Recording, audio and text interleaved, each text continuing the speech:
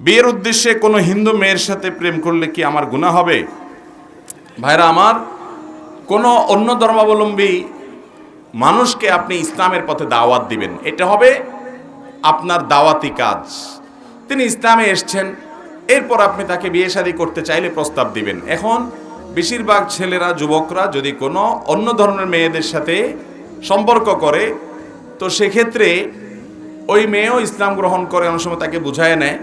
যদি ইসলাম গ্রহণ সে করে নেয় তাহলে তো তাদের মধ্যকার বিবাহ বৈধ হবে, কিন্তু যদি ইসলাম সে গ্রহণ না করে তাহলে তো বিবাহ বৈধ হবে না। কারণ আল্লাহ তাআলা কোরআনে কারিমে পরিষ্কারভাবে বলেছেন, ওয়ালা আমাতুম মুমিনাতুন খায়রুম মিন মুশরিকাতিন, মুশরিক নারীর চাইতে ঈমানদার নারী অনেক উত্তম, বেস্ট, বেটার। বিয়ের জন্য মুসলমান সেটাকেই করতে হবে।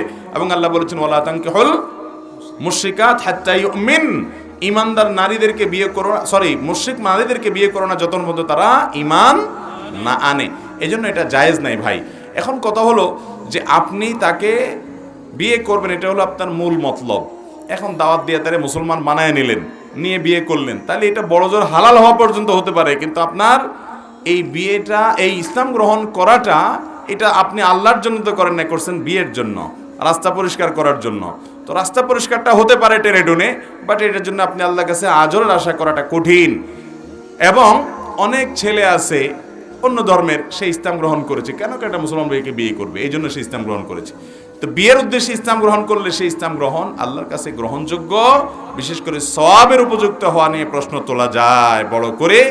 তবে অন্তরে কারো তো হাত দিতে পারে না, এই জন্য আমরা ডাইরেক্ট ফতোয়া দিতে পারবো না কে কোন নিয়তে করেছে। নবী করিম সাল্লাল্লাহু আলাইহি ওয়াসাল্লামের সেই নিয়ত সম্পর্কিত প্রসিদ্ধ হাদিস তো আপনারা জানেন, যে সেই হাদিসে নবী সাল্লাল্লাহু আলাইহি ওয়াসাল্লাম বলেছেন, ফামান কানাত হিজরাতুহু ইলা দুনিয়া আও ইলা ইমরাতিন ইয়ানকাহুহা ফাহিজরাতুহু ইলা মা হাজারা ইলাই।